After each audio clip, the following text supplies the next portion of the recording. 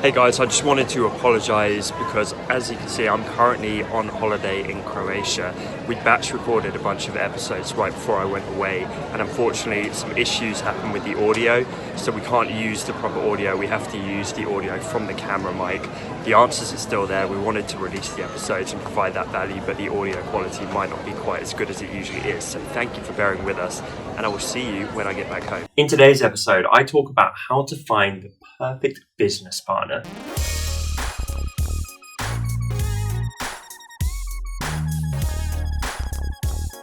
Welcome to episode 64 of the Honest Entrepreneur Show. My name's Tom Ross, and let's get into it. So I think I mentioned on a recent episode, we are moving offices soon, and apart from my slide and my ball pit that I want, I can't wait from a production standpoint for this show, because right now we're kind of fit into a corner of our wider current office. It's not ideal. We have to assemble and disassemble equipment every time, and we're going to have a dedicated filming room where it's got like soundproofing, a lighting rig, perfect lighting every time, and we can just sit down and hammer out this show. And I think it's really going to let us be more prolific with the content that I'm putting out personally and as a company. So I cannot wait to share that with you guys. This question is from Delphi. How does someone go about finding a business partner? Hey Delphi, first of all, thank you so much for being an amazing part of this community. You're always super active in all of my content, to be honest. So I really, really appreciate you.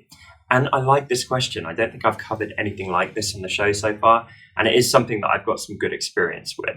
So first of all, in terms of the actual nuts and bolts of how to find someone, I think there's a ton of ways. Like I've found people literally just online. I've had introductions. That's how I found my current business partners. It was like a family's friend of a friend who got a few of us in a room together and went, maybe you guys can do something.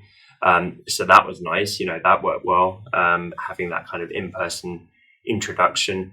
Equally, networking events, there's a ton of different ways. What I want to focus on more is actually like how to find the right business partner, because I'm sure you can go and put yourself out there, ask connections and your network and find someone. It's more if you're finding that perfect business partner or someone that is going to become a nightmare.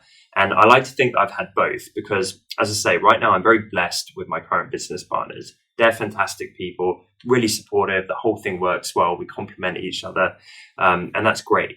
But in the past, I've actually been burnt incredibly badly, like as badly as you can possibly get burnt by people that I've had partnerships with. And that's not something I talk about a lot on this show, but it sucked. Like literally I was on the floor, like just horrendously kind of screwed over and so on. So that's when it goes really, really wrong. And often that is the case. Like I've seen this happen with multiple people I know. When money gets involved, people change, people get greedy, and all that trust stuff and all the nicey nice goes out the window because people lose their minds. So what I would say is, first of all, go with your gut. And I apply that for like finding business partners, hiring people, and most things in life. I think your gut tells you a tremendous amount about people, but then realize people can change. Like even some of the nicest people, when stuff gets complex or acrimonious or whatever, it's kind of like a marriage, right? People go in with the best intent in the world, yet the divorce rate is massive. People change, they fall out, the market changes, you want different things, you drift apart. There's all kinds of variables. So I think one of the main things you can do is actually get as much out in the open as possible in the early days. So get stuff in writing. I've got a clear partnership agreement.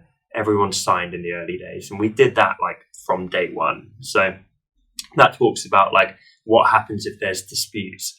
How can you outvote each other, and what's the dynamic look like with that?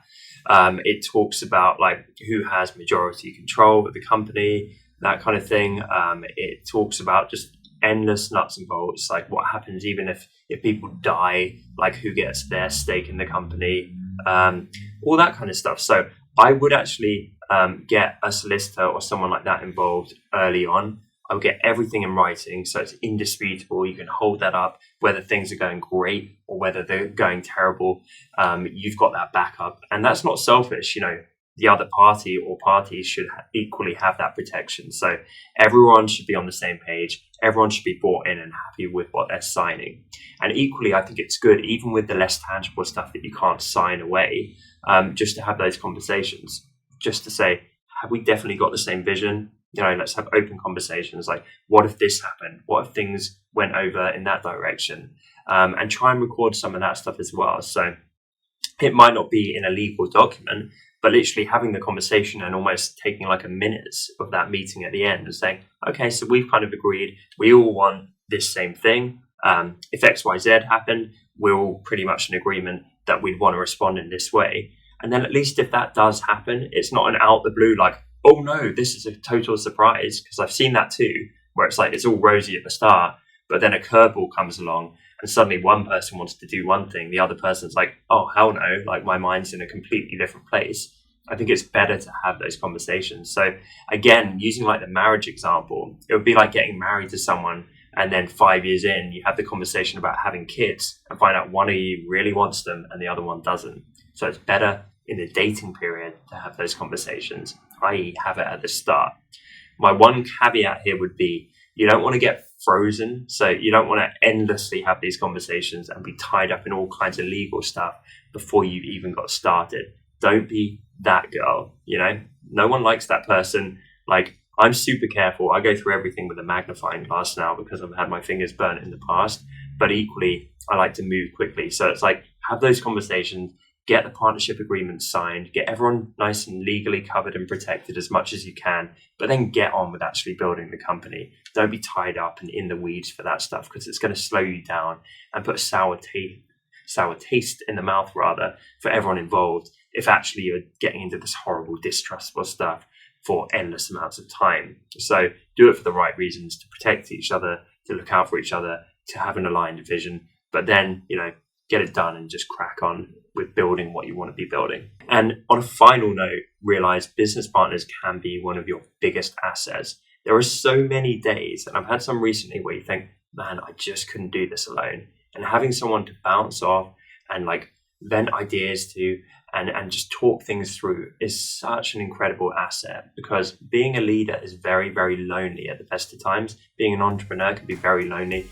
And so having that companion, that partner in crime is just an amazing thing. And like a great romance, because that seems to be the metaphor we're running with today, it's a really, really beautiful thing when it works out. Question of the day. Have you ever, or do you currently have a business partner, or are you riding solo? Thank you so much for watching this episode. I appreciate you guys so much. I'm really enjoying the YouTube show. If you are too, then be sure to hit the subscribe icon and tick the little bell to get notifications when I post new content on this platform.